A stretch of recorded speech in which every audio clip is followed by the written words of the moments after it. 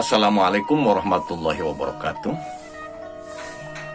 Sahabatku, apa kabar? Semoga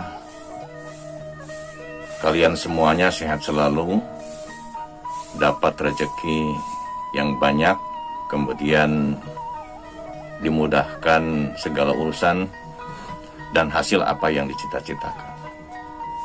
Pada kesempatan kali ini, sahabat sekalian, baru saja saya nampolan suluh kemudian mirun sene sambil ngulub sampe.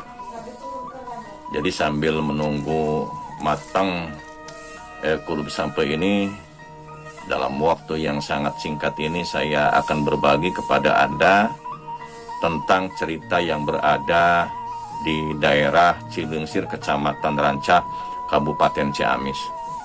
Kebetulan saya sekarang berada di rumah ibu saya ini ya, habis beres-beres, dan kesempatan yang baik ini saya akan gunakan untuk berbagi kepada sahabat.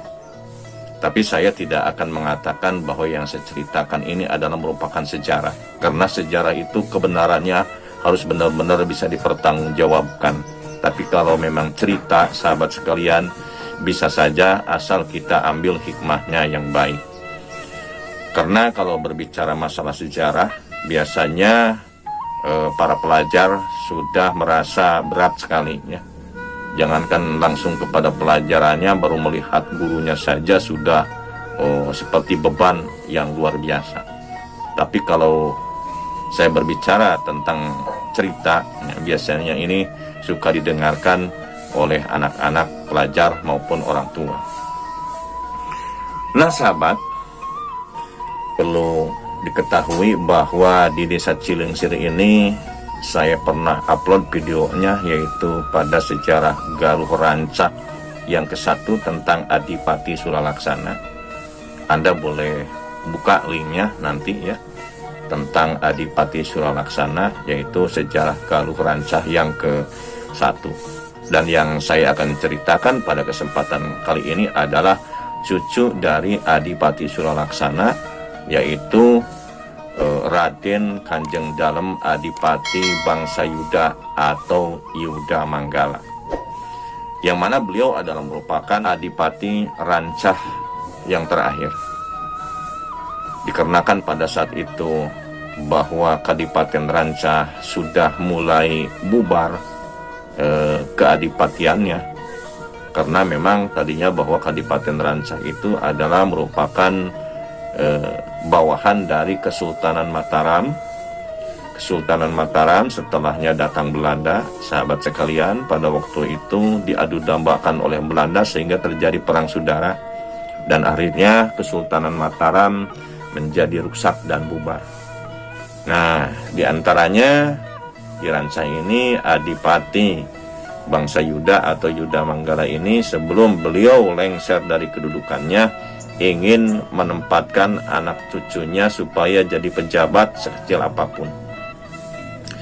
Dikarenakan pada saat itu ibu kota Rancah berada di Cileungsir, sahabat sekalian, maka Adipati Yuda Manggala ingin mendirikan yaitu desa Cileungsir. Maka pucuk dicinta ulam pun tiba. Pada saat itu putri dari Adipati Yuda Manggala yang bernama Nyai Ageng Kejaksan dipinang oleh seorang pembesar yang berasal dari Nagara Tengah atau dari Cineam kalau sekarang, yang mana Raden Praja Manggala yang mendirikan desa Cileungsir ini silsilahnya masih tetap adalah keturunan dari pembesar, yaitu Prabu Siliwangi, dengan silsilahnya sebagai berikut, bahwa Praja Manggala putra dari Raden Sutapriya, Raden Sutapriya putra dari Arya Sutadiwangsa, Arya Sutadiwangsa putra dari Raden Arya Anggapraja, kemudian Raden Anggapraja putra daripada Adipati Jayanegara, kemudian Adipati Jayanegara putra dari Adipati Imbanagara atau yang terkenal dengan Ujang Purba, kemudian Adipati Imbanagara ini putra dari Adipati Panekan yang makomnya berada di Karangkamulian, yang mana beliau menikah dengan Nyai Barahideng, putra dari Adipati Gayam Canggong yang merupakan Adipati Rancah yang pertama. Nah, dari Adipati Panekan ini kemudian naik ke atas, yaitu putra daripada Tanduran Ageng. Dan Tanduran Ageng putra dari Maharaja Cipta Permana. Kemudian putra dari Prabu Haur Kuning. Prabu Haur Kuning putra dari Raga Mantri atau Pucuk Umum yang berada di daerah Talaga. Kemudian Pucuk Umum ini putra dari Prabu Munding Sari atau Prabu Munding Kemuni, putra dari Prabu Munding Surya Ageng. Dan Prabu Munding Surya Ageng ini adalah putra dari Sri Baduga Maharaja Prabu Siliwangi. Jadi jelas sahabat sekalian, kalau kita melihat bahwa orang-orang yang mendapatkan kedudukan biasanya itu hakikatnya adalah bagian waris. Setelah saya lihat orang-orang yang mencalonkan diri menjadi kepala desa, kalau dilihat dari silsilah tetap semuanya merupakan keturunan dari Prabu Siliwangi, khususnya yang berada di daerah Jawa Barat ini. Dan nanti haknya mana yang paling berhak, maka itulah warisan akan diberikan kepada calon kepala desa yang akan diangkat tadi. Itu sahabat sekalian cerita daripada silsilah Praja Manggala yang menjadi kepala desa Cilingsir yang pertama. Beliau berkuasa sekitar tahun 1816 sampai 1837. Nah, dengan ibu kota berada di daerah Ciladur yang sekarang dinamakan dengan Sukamaju.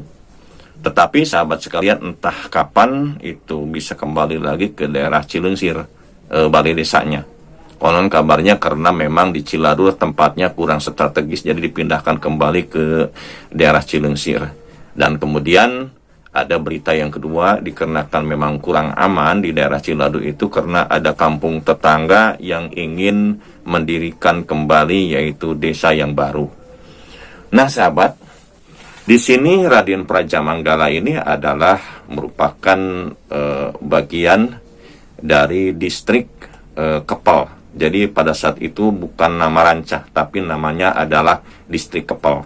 Nah sahabat sekalian, distrik Kepel yang membawahi desa Cilingsir ini baru ketika Raden Praja Manggala berkuasa, maka masuk ke Kabupaten Galuh.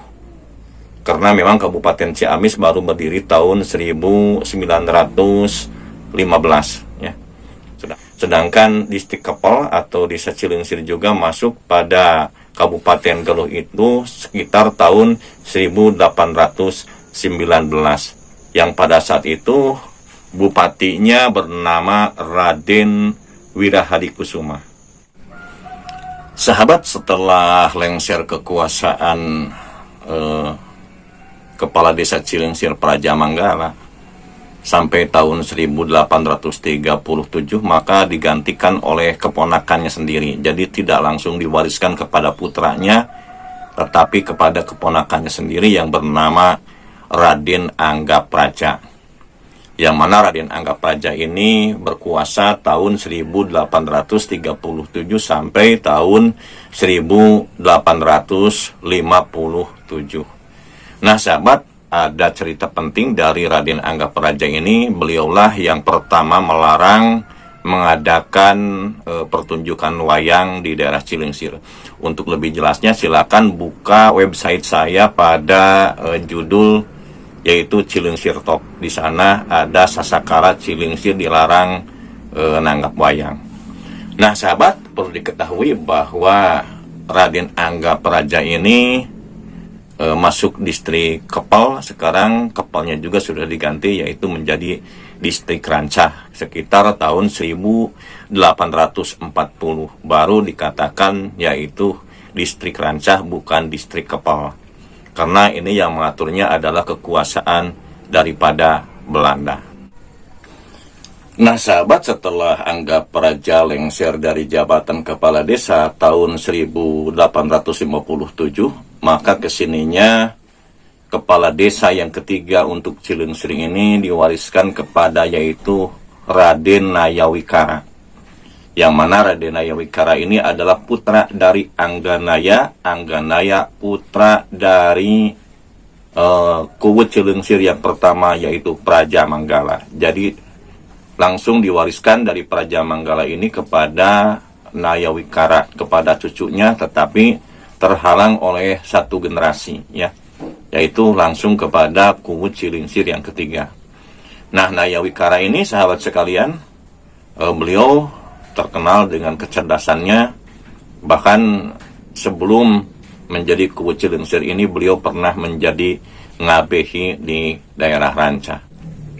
Sahabat, untuk pembahasan sejarah Ranca dan Cilingsir ini saya cukupkan sekian dulu, ya. Sebenarnya ini masih banyak ke bawah gitu. Setiap silsilah masih ada di saya dan tahunnya juga ada di catatan saya, benar dan salahnya wallahu alam.